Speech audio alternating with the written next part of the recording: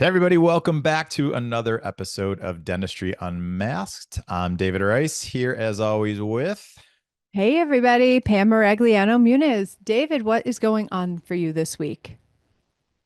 I'm home, which is great. So the sun's out, the sky's blue. It's in the 70s, making all my northeastern friends a little jealous in this moment. But yeah, how about you? What's happening in Salem, Mass?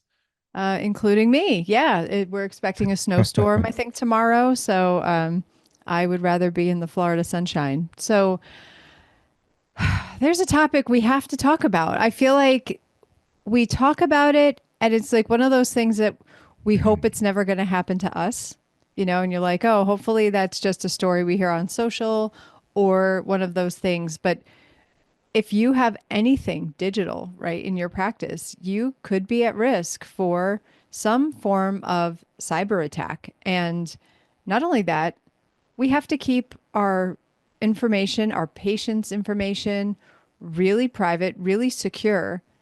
And we have to, while I know nobody likes to talk about HIPAA, we got to talk about HIPAA a little bit and talk about compliance and things that, there's got to be mistakes that we are making and don't even realize, but we could be setting ourselves up for a significant fine or public shame or negative things that can happen to our practice. Well, turns out we've got a really intelligent expert with us today. Dr. Lorne Levine, how are you today? Good, David. Good to be here. Hi, Pam. Nice to be here. Hi. I'm so happy to have you here, and I'm excited to be having this topic. So you've been in the cybersecurity HIPAA space for quite a while. Well, I've been doing IT for dental offices for around 25 years. When HIPAA first came out, which was 96, it's actually been around a long time, the privacy rule, and certainly in 2009, the security rule, high tech, which is all about electronics.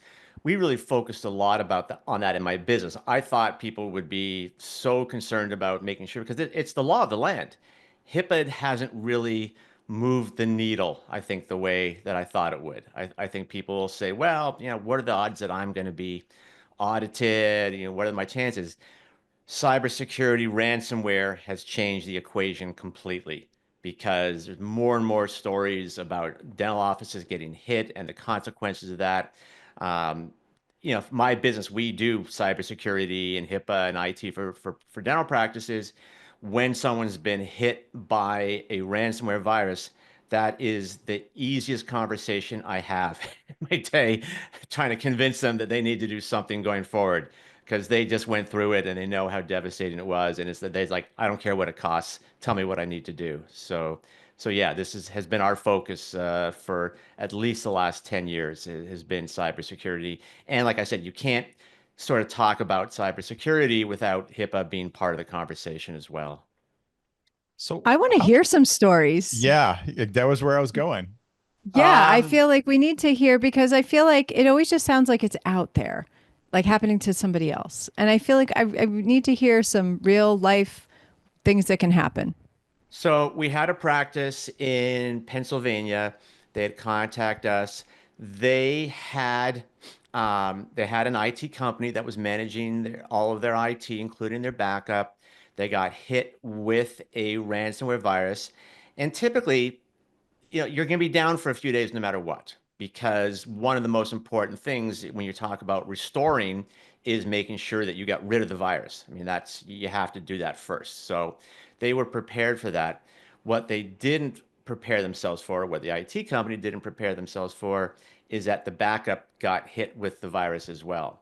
Mm. So they had nothing. And the ransom that was being demanded was ridiculous. It was, I think, around 150,000 or something that they were asking. And they had no recourse. Ended up losing their data. I mean, there was just no way around that because they had lost everything. So, they were basically starting from scratch. Patients were coming in. They couldn't access their schedule. They had no idea who was scheduled. They had, people that were behind on, their billing. It was completely wiped out. We have stories like that. We have the stories of, people getting fined and penalized. It wasn't one of my offices, but there was, again, an office, I think it was in Pennsylvania area, that they got hacked. Their database got copied and put online. And the HIPAA police, which is Office of Civil Rights, Health and Human Services, they weren't 100% happy about all that patient data being online. So it's like I said, it's just devastating. Even if you have, like I said, a good backup in place, even if you're taking all the precautions and you know you can restore, you're still looking at least a day or two of lost productivity. And for some offices, we've had some even that we had a good backup for that it took us a week to get them up and running again. So it's nasty. It's nasty business. And the real problem now is that we're seeing what's called double and triple extortion. So the typical way that you recover from a ransomware attack, once you eliminate the virus, is you restore from a backup. And you assuming that you've got it, and we can talk about how to do a proper backup, but that's the easiest way to do that. Well, some of these criminals are saying, you know what? I realize you have a backup. So what I'm going to do is I did make a copy of your patient database. If you don't pay me, I'm going to put it online. And you response might be, well, wherever you put it, my patients probably don't hang out there too often. I'll take my chances. Then they can come back and say, well, you didn't encrypt your database. I actually have a list of all the patient names and phone numbers. I'm going to start calling them up and tell them that I have all their information and that you're refusing to pay. That's the triple extortion. So Wow. even if you've got, a way to restore, some of these criminals can be pretty aggressive in making sure that you pay up. So it's pretty upsetting, and we see it almost weekly. Fortunately, not with our clients because we have systems in place to prevent that, but it's out there, and a lot of people don't talk about it, and that's the problem. There was an office. I'm preparing a lecture for Chicago Midwinter in a couple of weeks, and there was a practice in Indiana. I think it was a DSO, but they got hit with a ransomware virus in 2020, never told anybody about it. And the law says you have to declare a breach. That's, a lot of HIPAA is very ambiguous and up for interpretation. The breach notification is not. It's very clear that if you're hit, you have to notify your patients. They did not. And a patient from years ago had called up the practice a few months ago, like I think back in October 24, and said, hey, I need a copy of my x-rays. And the person they spoke to said, oh, we're sorry, we got hacked back in 2020 and we don't have that record. That patient decided to report them, and this is like a few days ago, they got hit with a $350,000 fine for not reporting the breach. So there's a lot of aspects to this. A lot of people don't know that, and this is from like 2016, that Office of Civil Rights came out with a little blurb that they published that said, if you get hit with a ransomware virus, you've suffered a breach. Most of us don't think of a breach in those terms. We think of, well, someone hacked into my network, or I lost my laptop or an external hard drive. The way that OCR defines a breach is loss of control of your data, which is exactly what a ransomware does. It locks the files. And by definition, you have suffered a breach. You have to notify all your patients in writing. You have to notify Health and Human Services, be listed on their website. It's called the Wall of Shame, not a place you want to be. You have to notify the local news media. It's nasty business. So that's why I'm saying like HIPAA, cybersecurity, they're really interconnected. You can't get away from HIPAA when you're talking about ransomware protection and cybersecurity protection. That's crazy stuff. So you mentioned it's happening like every single week. Are there segments in practice that are more at risk than others? I mean, do they chase the bigger groups more than they do the solo practice? How does that look? Yeah, so healthcare is the number three target for ransomware. I think financial services is one, and I can't remember two, but healthcare, including dentistry, is definitely up there. No, because in my experience, the larger the DSOs, the larger group practices tend to have in-house IT who are on top of that. It's the dental offices that are smaller solo practitioners that really don't have a full IT team in place, at least it's within their office. The number one point of ingress for ransomware is email. And all it takes is an office manager, an assistant that gets an email. It looks like it's a regular email. There's a link to click. They click it, game over at that point if they don't have proper protection in place. So we find that the smaller practices don't have necessarily the IT support. They don't have the training on how to recognize this. So anyone could be a target. But what we're seeing, and there was a famous case back in 2019 of about 400 dental offices in Wisconsin that got hit through an IT company, the dental record, where these criminals realized, we can go after individual practices, but that's pretty time consuming. Is there a way that we can maybe expedite that process? Well, look at this. The IT company supports multiple dental offices. If we can get into their systems, because most of us in IT, we have a portal that we would use to be able to access all of our clients. We have a portal that we use. We have about 350 clients, around 1,800 computers that are in that. If someone got into that portal, they could push out ransomware to all 1,800 of those devices at once very easily. And that's what happened with those 400 offices in Wisconsin. And then there was another case a few months after that, about 100 in Colorado.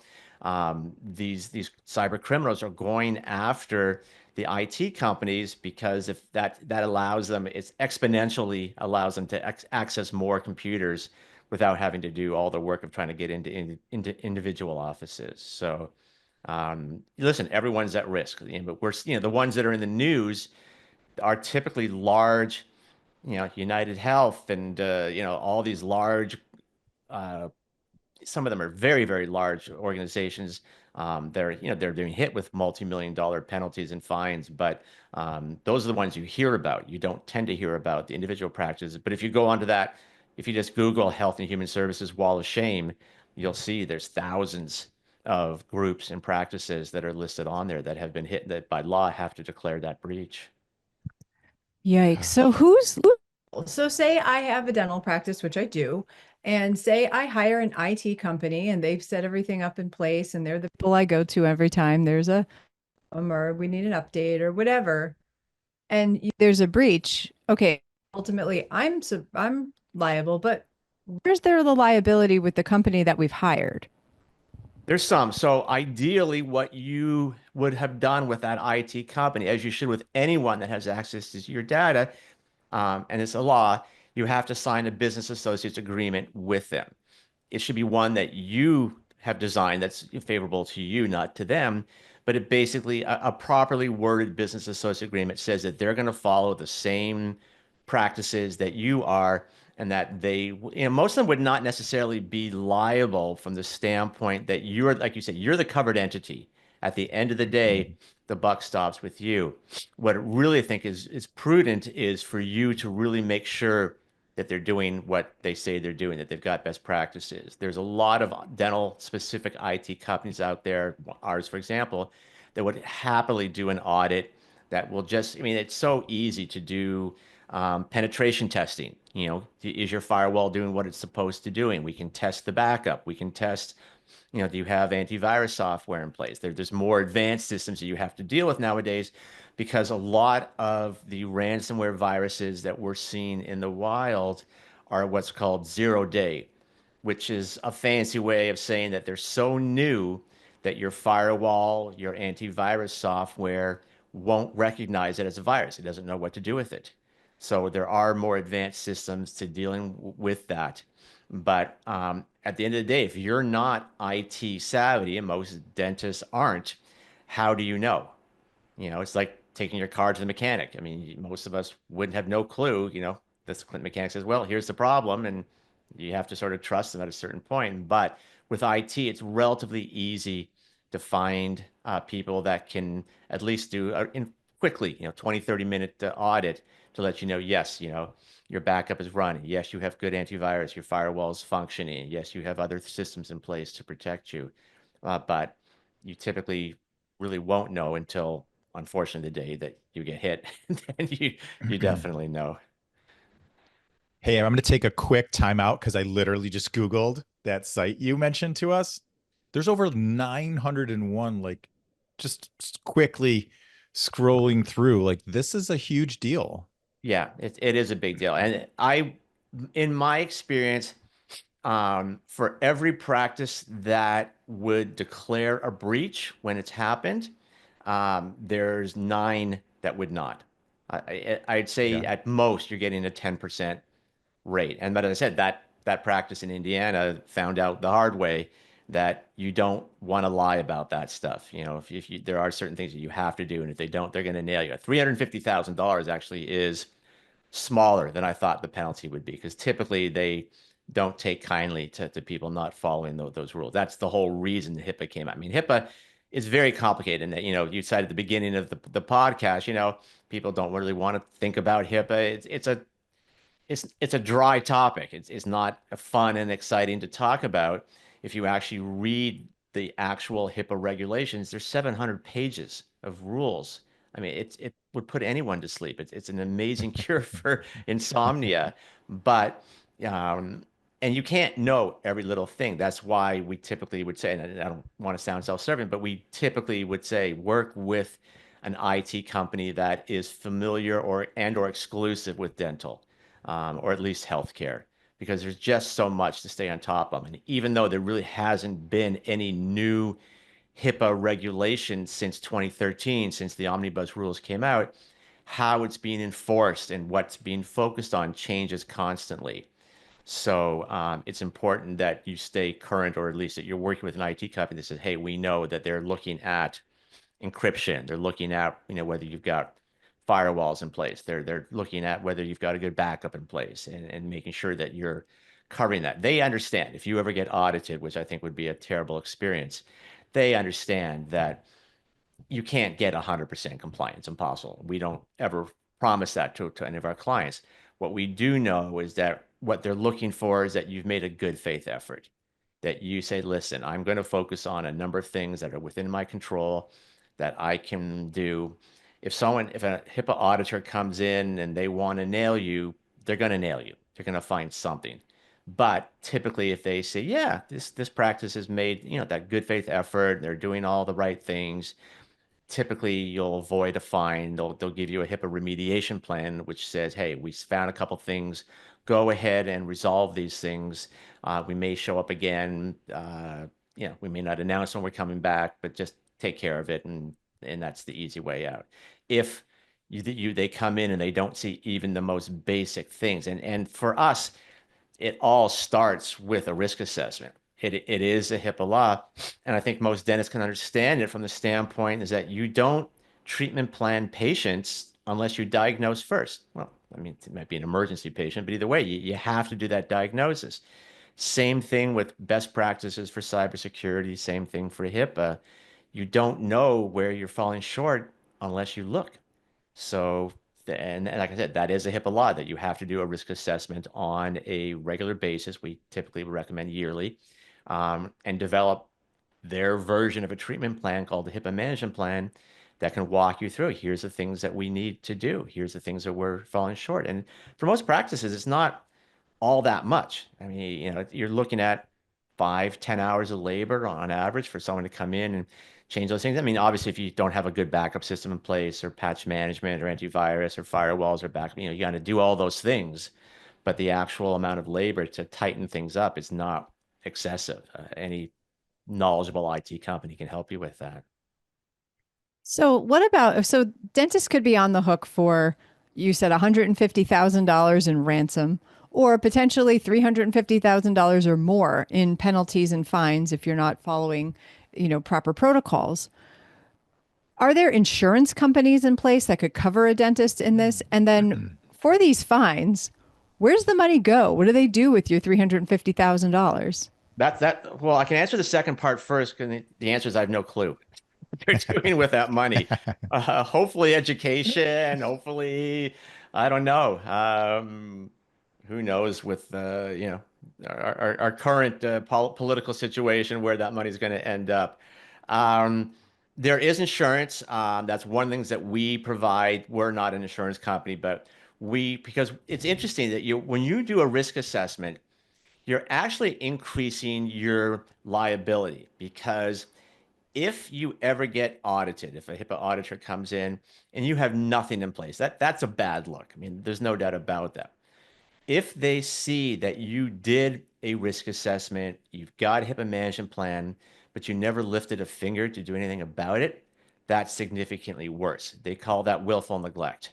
That's when you see the multiple hundreds of thousands of dollars and even seven-figure fines and penalties. So there are insurance companies that handle it. You're looking for, there's two types of, there's breach insurance, there's cyber liability insurance. We would always recommend cyber liability insurance. It's much more comprehensive.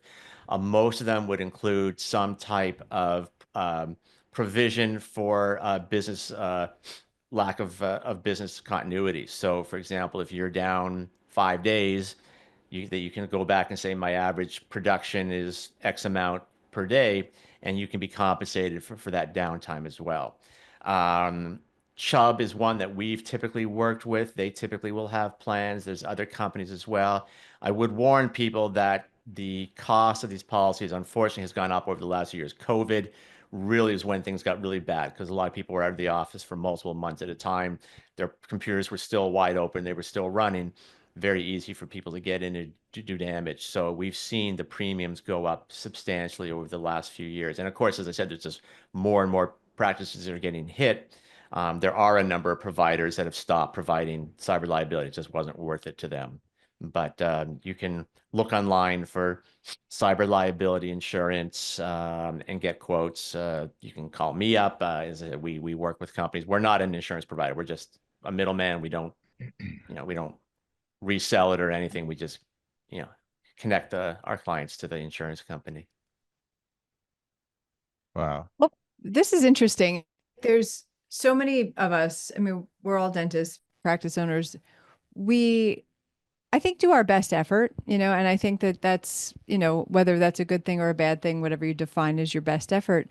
But what are some mistakes that are commonly made that we don't even realize are a HIPAA violation? So I mentioned that the first one is not doing a proper formal risk assessment. You don't know unless you look, you know? So that's the number one mistake that I see is that people just haven't done a proper evaluation.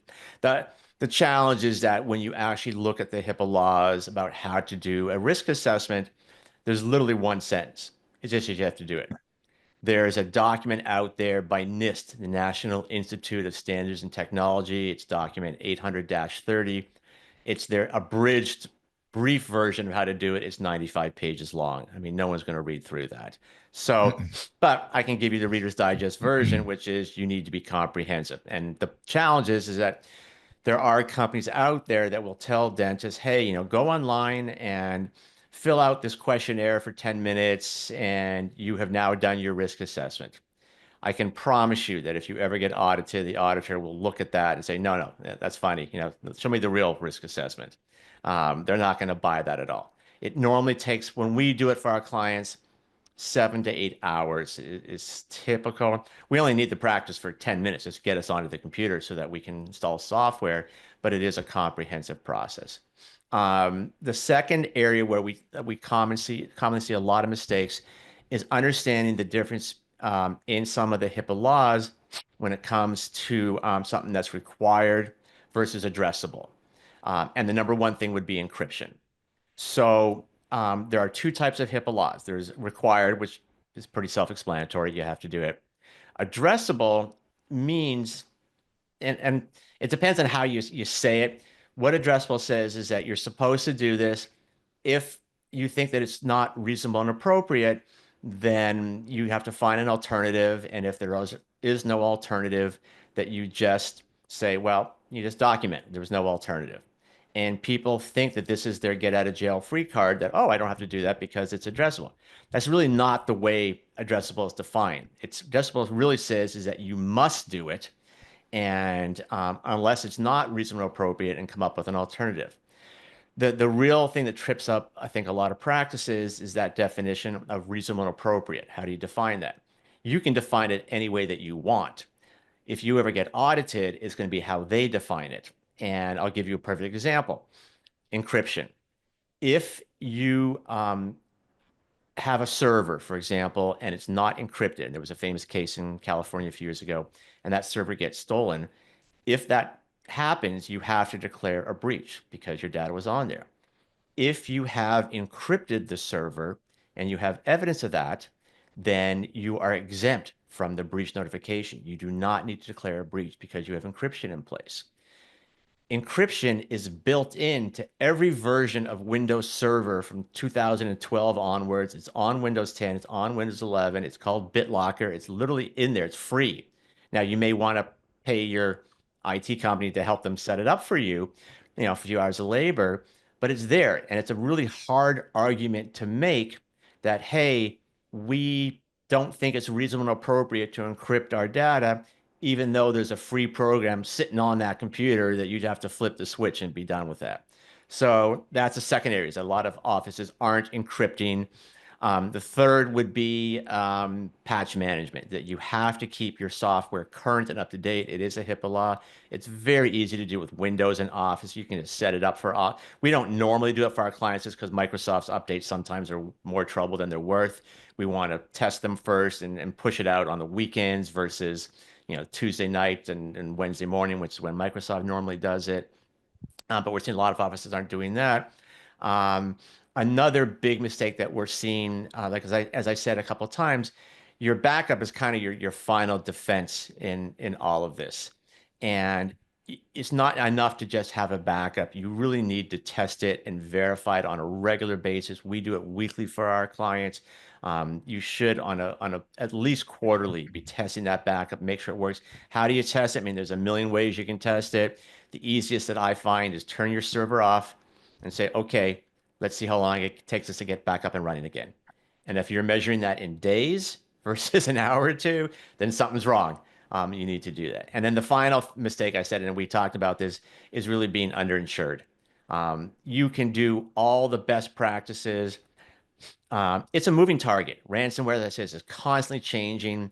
It's not enough. The days of having a firewall and some antivirus software are not enough. There's a whole new type of software called application whitelisting that determines what software can run and can't run. There's a lot of more high-tech ways of dealing with ransomware, but this is constantly evolving, and they're usually ahead of us. So, even though you're doing everything within reason, you're going to find, that you still are potentially going to get hit, and you can't figure out why. And it's just the nature of the beast. So for me, you really should have some type of cyber liability insurance, because I can't think of anything worse than having to send a letter out to every one of your patients saying, oops, sorry, we got hit. The data that maybe have been compromised is your name, your social security number, your credit card information. Is considered standard of care to provide credit monitoring for those people for at least a year or two. You're going to lose, the question isn't going to be, am I going to lose patients? It's how many am I going to lose when that letter goes out? So those are the main things. As I say, we can get into the nitty gritty of all the different things that you can and should be doing. But those are the most common mistakes that we see on a daily basis. So I'm guessing, I don't know, Pam, maybe I'm crazy. There's probably like a couple groups of dentists. One, we work with an IT company. We're assuming everything is going well. We're trusting them to go through all the processes. It's on autopilot. Two, maybe the hypervigilant people who either A, that's their nature, or B, they have had an issue before, so now they get it. And then three, like, I have no idea Head in the sand. where to Yeah. start.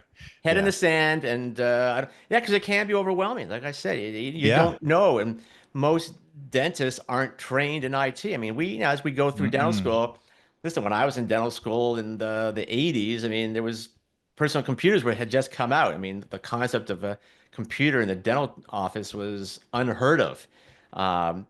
People that are coming out of school now, obviously they've had a lot more training with digital x-rays and with practice management software and, all the things that go into the IT aspect of dentistry.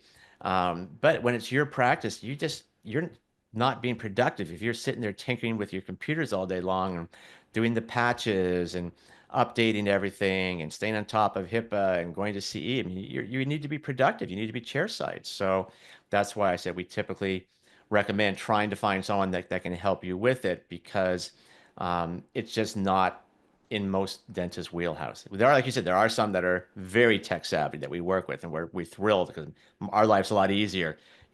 That we don't, we can charge them the same amount, and we don't have to worry about the same amount of IT support for them. But there are definitely some people that, someone will call me up and say, "Hey, I heard your podcast. Went to your lecture in Chicago. I saw your article in Dental Economics, and you know, I don't have any of this. What should I do?" And it's shocking to me the number of people that really have nothing in place, and they Hmm. just don't know where to start.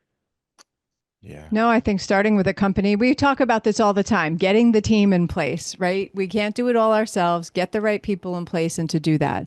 So we have just a couple of minutes left. So I'm going to ask you to just fire me a quick list. I'm imagining I'm at my office, I'm typing a note, and then all of a sudden all the computers go black. And then Krusty the Clown pops up and is like, you give me $150,000 or I'm going to take all your patients and put it on the internet. And this is I'm imagining it like a movie. I think what I would do would be shut everything down. I don't know really what I would do at that moment, Yep. but I think that's what I would do. What should we do if that was to ever happen?